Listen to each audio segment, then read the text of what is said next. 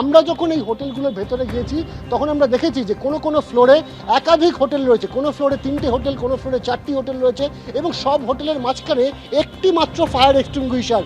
এবং দেখা যাচ্ছে যে সেই ফায়ার এক্সটিংগুইশার যেটি রয়েছে সেটিও কিন্তু প্রায় 1.5 বছরের পুরনো, অর্থাৎ তার যে গ্যাস রিফিলিং হয়েছিল সেটাও 2025 সালের জানুয়ারি মাসে কিন্তু শেষ হয়ে গেছে। এইরকম চাঞ্চল্যকর ছবি, অর্থাৎ 1.5 বছর ধরে কিন্তু গ্যাস রিফিলিং পর্যন্ত করা হয়নি ওই ফায়ার এক্সটিংগুইশারে।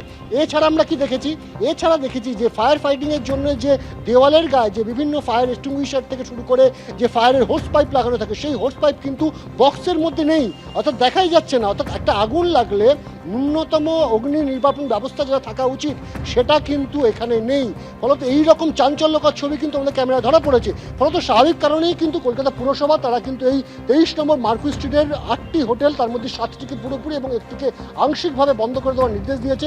যদিও হোটেল কর্তৃপক্ষ এখনও তারা দাবি করছেন যে তারা কিন্তু সমস্ত ধরনের কাগজপত্র তাদের কাছে রয়েছে, ট্রেড লাইসেন্স থেকে শুরু করে ফায়ার লাইসেন্স, এবং তারা কিন্তু সব নিয়মবিধি মেনেই কিন্তু তারা কাজ করছেন। শুধু মার্কুই স্ট্রিটই নয়, আজকে যে 17টি তালিকা প্রকাশ করেছে দমকল বিভাগ সেখানে দেখা যাচ্ছে যে এই 17টির মধ্যে এই যে 23 নম্বর মার্কুই স্ট্রিট সেখানে 7টি রয়েছে।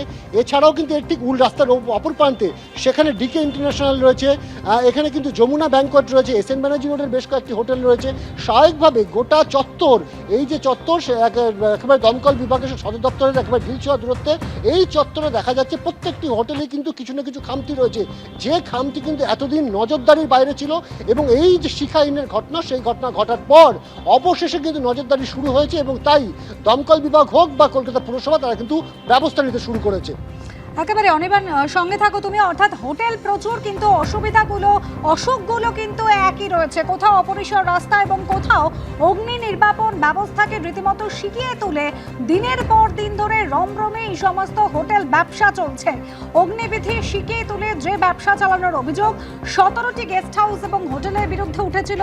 দমকলের তরফ থেকে ইতিমধ্যেই নোটিশ দেওয়া হয়েছিল, আর এবার 7টি হোটেল এবং গেস্ট হাউসকে বন্ধ করার নির্দেশ দিল কলকাতা পুরসভা।